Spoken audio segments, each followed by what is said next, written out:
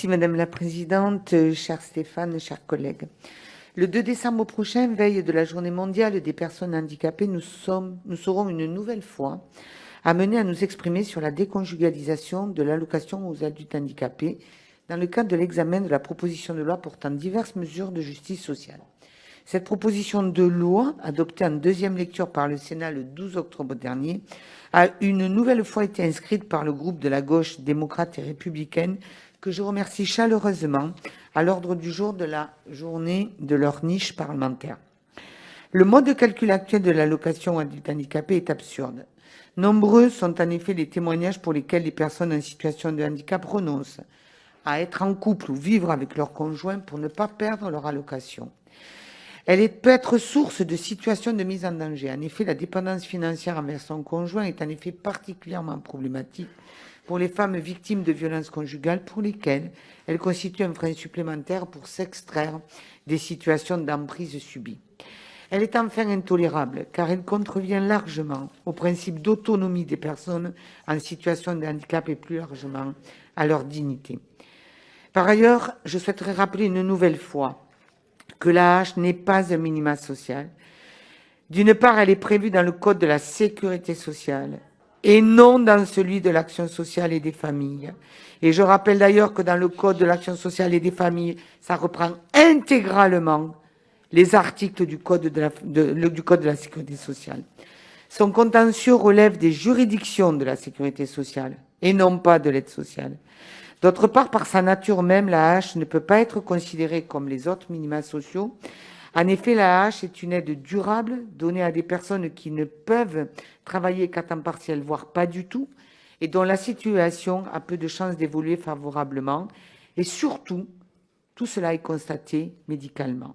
C'est pour ces raisons que j'ai déposé l'année dernière la proposition de loi que nous examinons aujourd'hui, qui prévoit d'individualiser l'AAH dans ses règles de calcul et de plafonnement. Cette proposition de loi, je le rappelle, a été adoptée en première lecture le 13 février 2020 à l'Assemblée nationale, puis le 9 mars 2021 par le Sénat, qui l'a améliorée grâce au travail du rapporteur Philippe Moulier.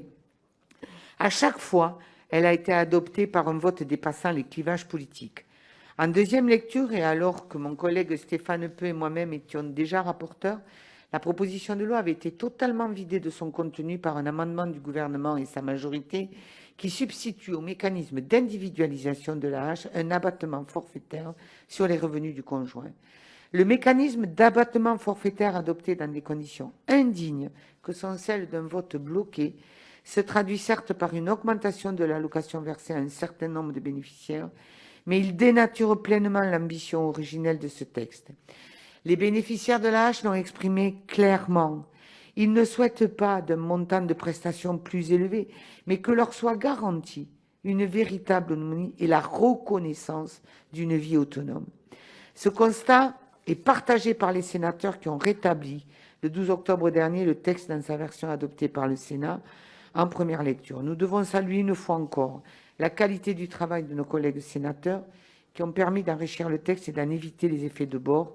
Le texte nous paraît aujourd'hui tout à fait équilibré et répond à son objectif initial. L'individualisation de l'AAH constitue une demande de longue date des personnes en situation de handicap et nous le savons, son adoption marquerait fortement ce secteur. Il ne faut pas non plus oublier les autres mesures de cette proposition de loi qui me sont chères, comme le report de 60 à 65 ans de la barrière d'âge, au-delà de laquelle il n'est plus possible, sauf exception, de solliciter la PCH, la prestation compensatoire du handicap. Mesure adoptée conforme par le Sénat, ainsi que les dispositions visant à soutenir et encourager le parcours sportif des personnes en situation de handicap. Nous ne pouvons ignorer la mobilisation extrêmement forte autour de la proposition de loi et en particulier les plus de 100 000 signatures de la pétition en ligne sur le site du Sénat qui l'ont amené à inscrire le texte à l'ordre du jour. Enfin, en revenant sur la déconjugalisation prévue à l'article 3 du texte, le gouvernement a créé une incohérence juridique à l'origine d'une différence de traitement entre bénéficiaires.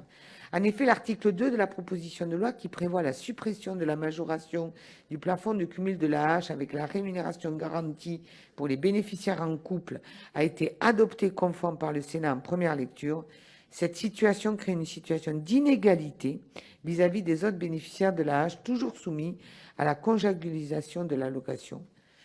Pour toutes ces raisons, je vous invite à adopter ce texte conforme. J'en appelle véritablement à chaque député à voter en son âme et conscience. L'attente des personnes en situation de handicap est très forte. Nous nous devons de ne pas les décevoir. Je vous remercie.